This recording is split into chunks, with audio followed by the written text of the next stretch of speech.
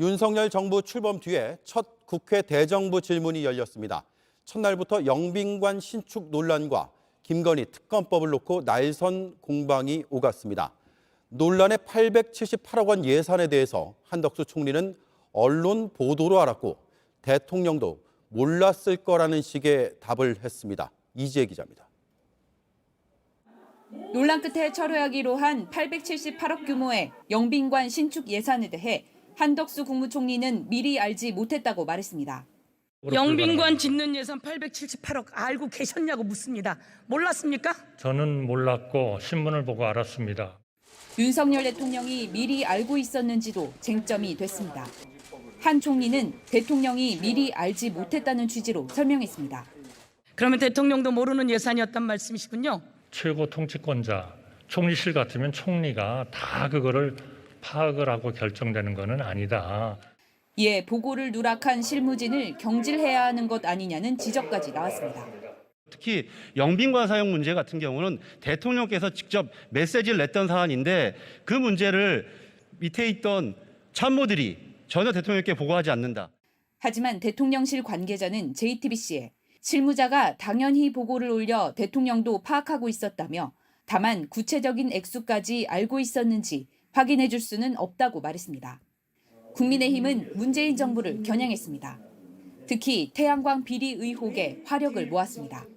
태양광 이권 카르텔은 5%만 조사했는데도 보조금, 부당집행, 입찰 담합, 특정 대출 등 2,616원 규모의 비리가 드러났습니다. 상당한 지금 의원님 지적하신 대로 문제들이 발견됐고 제기되고 있기 때문에 이 부분은 저희가 정리를 해서 수사를 요청할 그런 계획으로 있습니다.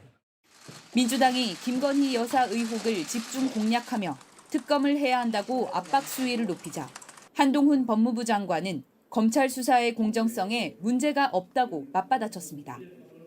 한 총리는 특검법에 대한 여론이 높다는 민주당 의원의 지적에 입장을 밝히는 게 적절치 않은 것 같다며 즉답을 피했습니다. JTBC 이지혜입니다. 네, 김건희 여사는 석 달 전 해외 순방 때 찾던 장신구를 재산으로 신고하지 않았다는 의혹도 받고 있습니다. JTBC 취재 결과 정부는 11월 말까지 김 여사가 재산 신고를 제대로 했는지 심사할 계획입니다. 다만 대통령실은 장신구와 관련한 증빙 자료가 없다는 입장이어서 조사가 제대로 될지는 지켜봐야겠습니다. 배양진 기자가 취재했습니다. 윤석열 대통령의 영국 순방에 동행한 김건희 여사가 출국할 때 모습입니다. 검정 드레스를 입고 장신구는 차지 않았습니다. 조문 일정에 있는 영국이 첫 방문지라서일 수 있지만 지난 6월 첫 해외 순방 때 목걸이, 브로치, 팔찌를 착용한 것과 달랐습니다. 당시 민주당은 김 여사가 찬 장신구 3점이 모두 수천만 원대 유명 브랜드 제품이었다고 주장했습니다. 그러면서 해당 장신구가 재산 목록에 없다며 누락 의혹을 제기했습니다. 공직자윤리법에 따르면 500만 원이 넘는 보석류는 재산 신고 대상입니다. 대통령실은 3점 중 2점은 김 여사가 지인에게 빌렸다고 해명했습니다. 나머지 1점은 소상공인에게서 산 걸로 신고 대상이 아니라고 했습니다. 하지만 정부 공직자윤리위원회는 김 여사의 재산 신고 내역을 11월 말까지 심사하겠다고 국회에 밝힌 걸로 확인됐습니다. 공직자윤리 관계자는 JTBC에 보통 언론 등에서 의혹이 제기된 경우 심사 과정에서 판단해 확인할 수 있다고 밝혔습니다. 사실상 장신구 신고 누락 의혹도 들여다보겠다는 뜻으로 풀이됩니다. 앞서 민주당은 대통령실 해명을 납득하기 어렵다며 윤 대통령을 공직선거법 위반 혐의로 고발했습니다.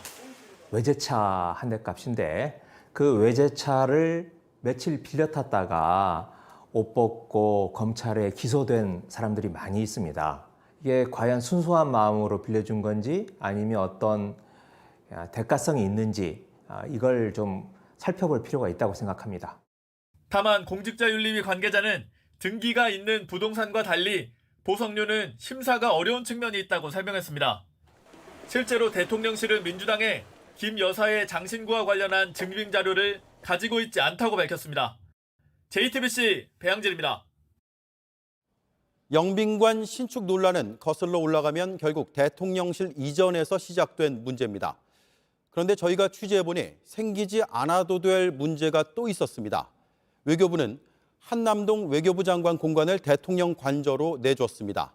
그러다 보니 외교 행사를 치를 곳이 마땅치 않아 번번이 호텔을 빌려 쓰고 있었습니다. 이지은 기자가 취재했습니다.